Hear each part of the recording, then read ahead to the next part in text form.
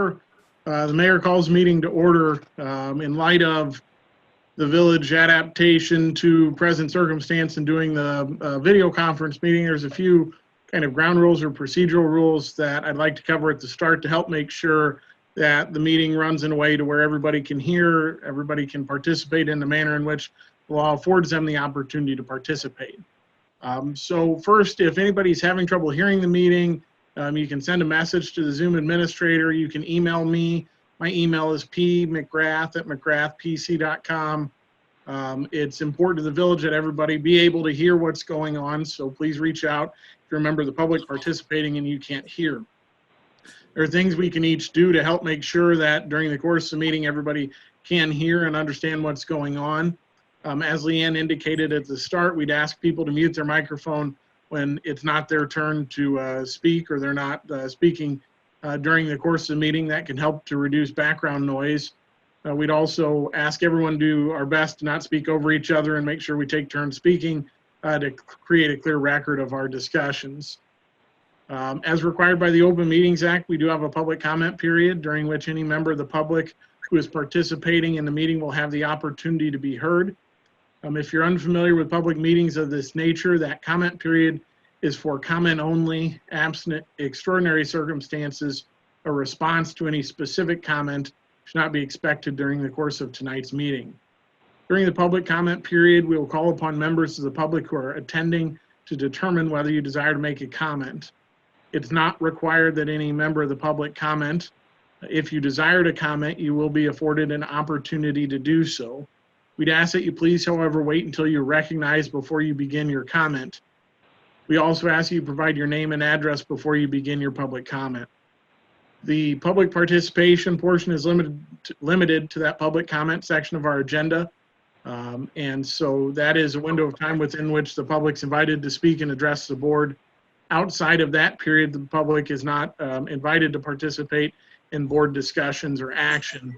And if a member of the public were to attempt to intervene and interject in the meeting outside of the public comment period, we reserve the right for our administrator to mute your microphone. So I thank everyone for their patience and courtesy working with us through tonight's meeting. Thank you, Pat. We'll call the meeting to order and ask the clerk to call a roll call. Blunier. Here. Leach. Here. Lehman. Here. Menold. Here. Here. Newman. Here. Parrott. Here. We have a quorum. Thank you. We have no public hearings tonight. We have no presentations or special reports. Is there anyone who'd like to make a public comment? Is this time for the public to respond? Yes, it is. If you Yes. can state your name. Hi, my name's Robert Caruso. My address is 333 Shaggy Bark Trail in Morton. So I appreciate your time. I understand I only get about 5 minutes or so. I'm a member of Trails at Timber Oak Subdivision. I'm representing the subdivision tonight. We have about 12 members of our subdivision on this call and many more who were unable to make it. I am representing them as well.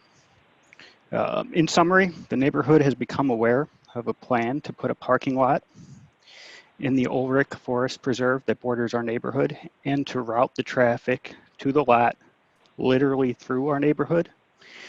We stand together as a neighborhood, strongly opposed to both having traffic routed through our neighborhood as well as the 10-space parking lot itself. Additionally, we feel aggrieved that the Park District has had time to plan this, talk to the board, this board about it, work with the Peoria Mountain Bike Association, and never contact us. We heard through the grapevine and had to contact the Park District Board to find out more about this. There are many grievances we have as a neighborhood about the project itself, but most of them, not all of them, boil down to about two things. Number one, safety, and number two, resource allocation. First, safety. We're concerned with the safety of our children and our households. The expected increase of traffic within our neighborhood puts our children at risk. Additionally, there are special needs children in the neighborhood, which provides special challenges for us, our families, and our neighborhood. There are no other parks in the park district that have direct access through a neighborhood. We do not understand why ours should be different. Our neighborhood is not designed to handle the increased traffic. For instance, there are no speed limit signs. There are no stop signs, or there are stop signs, but there may not be enough as will be necessary because of the increased traffic, and there is only one entrance and exit. We're concerned with the proposed park hours open till 11 p.m. Other parks in the park district are only open till dusk. We're concerned about having people on the trails late, especially since many of our homes will back up to the park and are quite viewable from the trails and vice versa. We're concerned the parking lot will not be monitored sufficiently, as there are no plans for a security camera in the parking lot as well. So resource allocation, that's the next item. We're concerned about the $90,000 of taxpayer money that we've been told will be spent, especially given the circumstances of the economy, on building this road and the parking lot. In addition, the park district tells us they've added a full-time maintenance staff member in anticipation of the work that would be required to maintain the property. We're concerned about a lack of awareness that most of the village taxpayers have about the amount of money being spent, and we question whether or not there will be $90,000 worth of benefit for the community. Additionally, there's a lot of cost that hasn't even been recognized. The cost of increased police patrols, erosion controls. We already have erosion happening in the park. As it continues to happen, more money will have to be spent. Control of pooling water and exposed sewer pipes that exist out there. Additionally, further property development. We question the park board on the cost of development and if there would be further development. They would not commit one way or the other. They said there are no plans at this time, but would not commit that there would not be further development. Things like a shelter or potentially other things. We understand that $4,000 to $6,000 in engineering costs will be sunk just in drawing up a design prior to the bid process. We stand steadfastly against the development of the property. At a minimum, we ask that all parties involved take a step back and reconsider whether or not this is in the best interest not only of our neighborhood and our families, but Morton and the community overall. Especially considering that nobody has been able to produce a document with the original requirements of the land grant from Wilbur Ulrich. We can't even tell for sure that this activity is permitted, building up 10-space parking lot. And we've gone out to the woods today. We see multiple large trees marked. We don't know what those markings are on the trees specifically, but the community has concerns that big trees are going to be cut down. And that's how it looks out there today. Additionally, we feel the park district has already been committing false advertising. They've been publicly stating the park is 70 acres with a fishing pond, when in fact, they tell us the largest portion of the park, which is north of the railroad tracks, will not be open, it will not be developed, and no access will be up there. So we're talking about more like 30 to 35 acres on our side of the tracks. That's a big difference in acreage that's available to the public, and it's going to drive extra traffic through our neighborhood, traffic that there's not even room for. I'd like to make clear, it's not the case that us or our subdivision are not welcoming of the other people in town, the community around us, or even further out. We're strictly concerned for the safety of our families. We're concerned about the increased traffic. We've already had an increase in foot traffic in our yards on our private property, and as this becomes a park with a big parking lot, we anticipate that there will be more foot traffic on our private property. I don't want to keep going with this, but I'm going to say in closing, the neighborhood is strongly opposed to the planned parking lot of 10 spaces. Again, we're opposed to traffic being routed through our neighborhood, and we intend this to be really the beginning of a conversation about this with you, as well as the Park District Board and others in our community. So I do appreciate your time on behalf of the neighborhood. Thank you again. Yourselves or something. I don't know.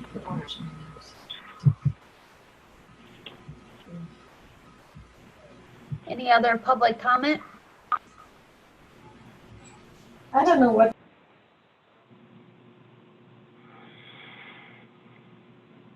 If anybody else wishes to make a comment, unmute yourself.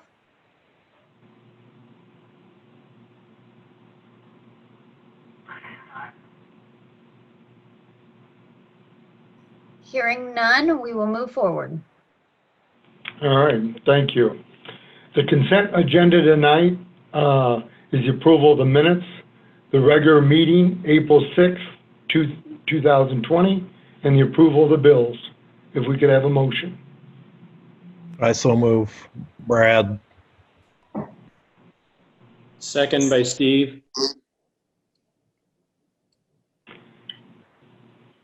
Is there any comments? If not, call the roll. Blunier, Yes. Leach, Yes. Lehman,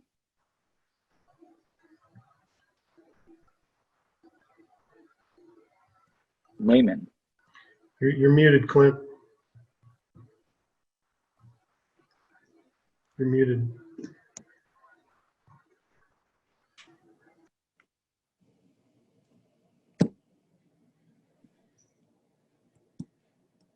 can we take a thumbs up or thumbs down? Clinton, or you can also use the chat. Does that work now? Yes, Yes. All right. Yes. thank you. Menold, Yes. Newman, Yes. Parrott, Yes. the motion passes. Thank you. Tonight I have 3 or 4 items. The first is the appointment of Debbie Breaker and Tom Osborne to the Tourism Grant Committee, terms expiring April 30th, 2022. We could have a motion. I'll move to approve. Newman. Second, Clinton. Any comments? If not, call the roll. Leach, Yes. Lehman, Yes. Menold, Yes. Newman, Yes. Parrott, Yes. Blunier, Yes. the motion passes. All right, thank you. I also have the reappointment of Bill Opperly and Jason Scarf to the Business District Development and Redevelopment Commission, and their terms would expire April 30th, 2023. I move approval. This is Steve. Second, Parrott. If no comments, call the roll. Lehman, Yes. Menold, Yes. Newman, Yes. Parrott, Yes. Blunier, Yes. Leach, Yes. motion passes. Then I also have the reappointment of Mary Spar to the Zoning Board of Appeals, and her term would expire April 30th, 2025. I'll move to approve. Newman. Second, Parrott. Any questions or comments? Not, call the roll, please. Menold, Yes. Newman, Yes. Parrott, Yes. Blunier, Yes. Leach, Yes. Lehman, Yes. the motion passes. All right, then the other item is ordinance 2028, an ordinance making amendments regarding bring your own bottle of liquor license to Chapter 8 of Title 3 of the Morton Municipal Code. We could have a motion. I'll so Second. move. Yeah. Newman. Parrott. Second, Clinton. This ordinance is to for a restaurant to allow somebody to bring a bottle of wine into one of our restaurants, and then the restaurant would decork it, and they would drink it there, and then would seal the bottle when they leave. Building on that, our existing code has a Class G liquor license classification. That's a bring your own bottle license. Present bring your own bottle licensing would allow for a license holder to permit individuals bring their own wine or beer into their establishments. In consultation with the mayor's local liquor commissioner, a recommendation was developed to modify that Class G to allow bring your own bottle of wine only, but not beer. So that would be the ordinance change, and it derives out of interest from a particular applicant who desires to receive a Class G license for wine only. So can I ask a question? Does this mean that would be their only liquor license, is bring your own wine? No, nothing about a Class G makes it the mandatory exclusive license that the license holder would have. So an individual could have a license allowing for service on the premises, and also could obtain a Class G allowing them to do bring your own bottle service. Okay. And that he has, Mr. Mayor? I'm Yeah. sorry, I was muted. My technology inability, but I do have a comment on this. I am supportive of the ordinance in general. I think it more mirrors the state statute, which is 235 ILCS 5/6-33, which notes that the sealing, removing of open wine bottles from a restaurant or winery. And I'm supportive of it because it crosses out beer, which the state statute doesn't discuss. However, there are some other things in the state statute that concern me Certain places, in regards to the potential giving of one of these Class G licenses. Trustee Leach wanted to know if they were required to have another license or would not be able to. The ordinance does not touch on that, as Village Council noted. But in my records, I can only find one G license, which was issued, and that was to 524 South Main Street at Christie's Tea Room, and that was during year 2011, and they held no other licenses. In addition, the state statute refers that if they consume this, they have to consume this on premise with the purchasing of a meal, which they would be able to do.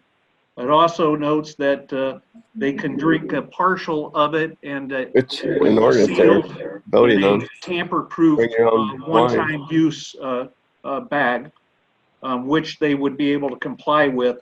But what they cannot comply with is the portion in the statute, and this is verbatim: the licensee or agent of the licensee shall provide a dated receipt for the bottle of wine to the patron.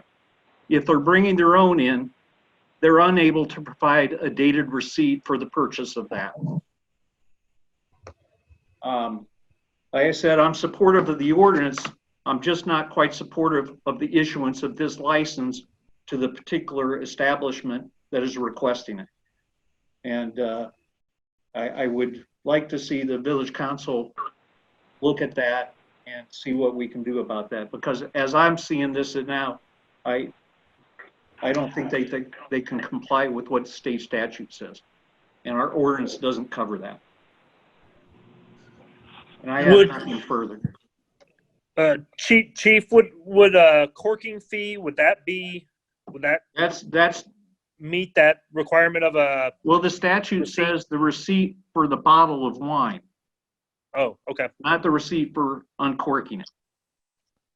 I don't have the statute in front of me, and I'd be happy to work with the chief on the statutory interpretation issue. In the portion the chief read, they said the licensee would have to provide the receipt, which would be the person awarded the Class G license in our case, who's providing the bottle to them to go. So I would anticipate that would include, the license holder providing the individual walking out with the wine, the receipt. But I can certainly work with Chief on that. At this point, this ordinance does not make available a Class G license to be issued, and presently there are 0 Class G licenses available to be issued. So I would suggest that the Chief's concerns and I can work out between now and the time in which an ordinance is presented to the board to adopt, which would make available a Class G license. At this point, unless there's a Class G available to be issued, I think the Chief's concerns, don't want to speak for him, but Chief's concerns are primarily driving from the particular interested person and not out of the language change, which is specifically before you tonight. No, I agree. In fact, I am supportive of the language change. So are we best just to table this tonight, Pat, till two have talked it out? No, I think this ordinance is ripe to be adopted tonight. The Chief's concerns pertain to an anticipated future ordinance. So I think you're free to vote on it tonight. I don't feel it needs tabled. Okay. Thank you, Chief. Thank you, Pat. Does any of the trustees have any other comments? If not, I'll ask the clerk to call the roll. Newman, Yes. Parrott, Yes. Blunier, Yes. Leach, Yes. Lehman, Yes. Menold. Yes. Motion passes. Thank you. That's the 4 items I had on my agenda. I would like to make a comment now to the citizens on what we have coming for us here under the Corporation Council. So on tonight's agenda is the purchase of property in 2 locations within the village of Morton. The first location is directly across from the library, property that's bounded by both Pershing and Bradley Street from the estate of Sue Bradley. Second location is 3 additional houses on Harrison Street by the junior high. For the Sue Bradley property, the village is interested in revitalizing this blighted property. It's our goal that we'll work with a private developer and develop this site in the future. At present time, we have no specific plan in place, other than that we'll be planting grass there and enjoying Susie's hot dogs, because Susie's hot dogs will remain. As for the Harrison Street properties, the board authorized the purchase of 221 East Harrison at our last board meeting. Tonight, the board's approval is requested to purchase 2009, 2013, 209, 213, and 217 East Harrison Street. We continue to support the school on their junior high improvements in order to improve street parking, pedestrian access, traffic circulation, school drop-offs, and stormwater detention. This is their first phase in the process. There will be more information to come as the village works in partnership with the school district on plans for this site, which will also include the reconstruction of 2nd and Tyler Street as the village has budgeted. Future site work to be constructed by the school as part of this planned junior high improvements will be bid with the Village of Morton's work in order to better coordinate this entire project. So I just wanted to make that statement, as we'll be addressing that here momentarily. Next, Village Clerk. Nothing tonight, Your Honor. Village Administrator. I have one item tonight, Your Honor. I am bringing to the board request for approval for building improvement grant recommended by the Business District Commission. One of which is for Sam Parrott's property at 134 West Adams. He has a total project cost of $21,254, which would entitle him to a grant of $10,000 for landscaping work. The second one is for the Morton Community Foundation for a property at 135 South First with a total project cost of $6,500, which would entitle them to a grant of $3,250 for architectural design for their new office.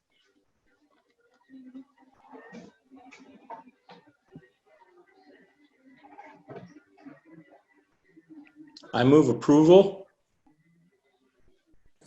I'll Steve? second. Parrot.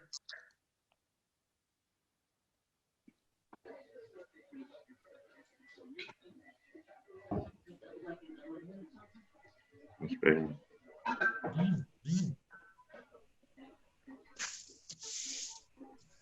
think we lost the mayor's audio. Jeff, if you can hear us, we can't hear you. I can hear you. There you go. Can you hear me now? Yes. You can? Yes. Okay. Yes. Oh, any other comments? If not, call the roll. Parrot, Yes. Blunier, Yes. Leach, Yes. Lehman, Yes. Menold, Yes. Newman,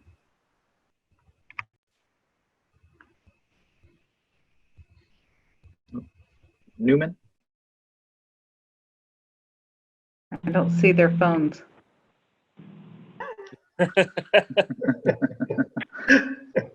I saw a mouth a yes and a thumbs up. Is that good? I think you can accept that as a clear affirmative under the circumstances. Sounds good. Motion passes. All right, thank you. Is there anything else, village administrator, or is that it? That's it tonight. Okay, thank you.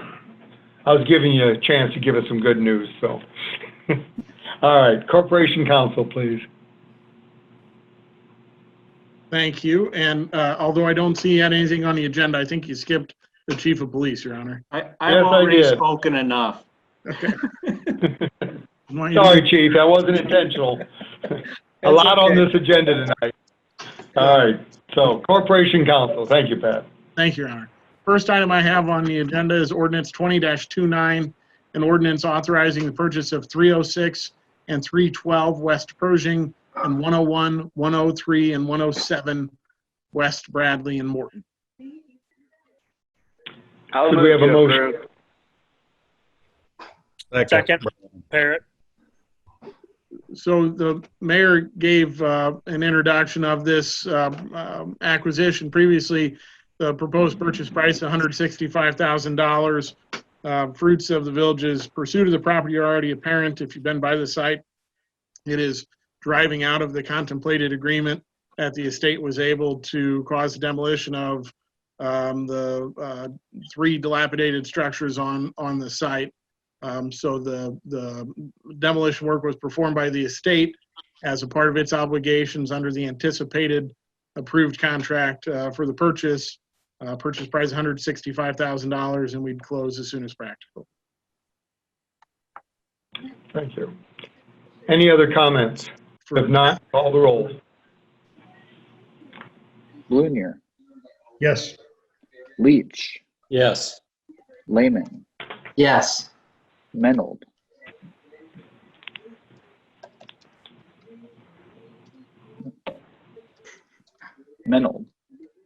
Sorry. Yes. Newman, Yes. Parrot. Yes. Motion passes. The next item I have on the agenda tonight is ordinance number 20-30, which is an ordinance authorizing the purchase of 209 East Harrison Street, Morton, Illinois. I'll move to approval. Clinton. Second. Parrot. The purchase of 209 East Harrison is for a purchase price, bear with me as I get it in front of me. 209 East Harrison is for a purchase price of $175,000. Anticipated closing by the end of this month or early next month, and contract was included with the ordinance. All right, any other comments?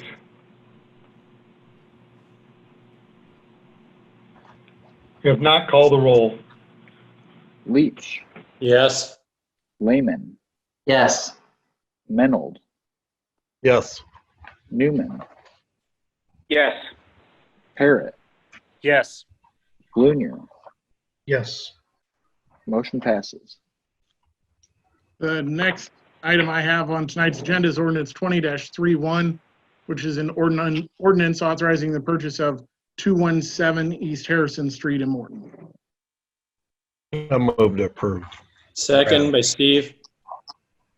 The property at 217 East Harrison is for a proposed purchase price of $165,000, similar arrangements to the other contracts. Any other comments? If not, call the roll. Lehman, Yes. Menold, Yes. Newman, Yes. Parrot, Yes. Blunier, Yes. Leach. Yes. Motion passes. The last ordinance I have is ordinance 20-32, which is an ordinance authorizing the purchase of 213 East Harrison Street, Morton. I move approval. Steve? Second, Newman. The proposed purchase price of this property is $115,000. Let me verify that so I don't misspeak. Yes, $115,000, similar other substantive terms to the other deals we've discussed. Any other comments? If not, call the roll. Menold, Yes. Newman, Yes. Parrot, Yes. Blunier, Yes. Leach, Yes. Lehman. Yes. Motion passes. That's all I have tonight. Thank Your you. Thank you. Director of Fire and Emergency Services, Thank you, Your Honor. I have nothing this evening. is there anything you'd like to say about what's been going on? A short statement of anything? Sorry.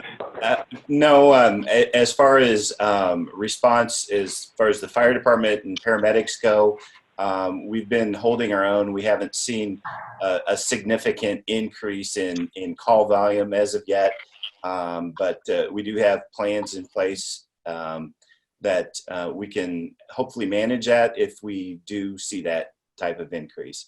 So I'd be happy to answer any questions anyone has about any of it, but that's kind of where we're at right now. Thank you, Chief, and thanks for all your reports you've been sending. Sure. Director of Public Works? Yeah, I have one item tonight, Your Honor. In front of you is Resolution 33-20. This is a resolution authorizing hedging agreement with utility gas management. Could I have a motion? I move approval. This is Steve. Second. Brad. Yeah, this is just a brief summary. This is a hedging agreement by and between utility gas management, who purchases our natural gas for the village, and the village of Morton, for the purchase of fixed price natural gas as part of our participation in the, with PIFA Incorporated. We anticipate the cost of gas to increase, especially during the upcoming winter months, which is a ways off. But we anticipate to use this, you giving us authorization in utility gas management to get fixed gas from January 21 to April 21. So this will allow us to participate. So with that, I'd be happy to answer any questions, but I'd be seeking your approval tonight. Do we have any other comments or questions?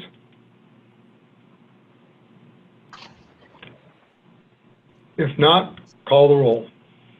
Newman, Yes. Parrot, Yes. Blunier, Yes. Leach, Yes.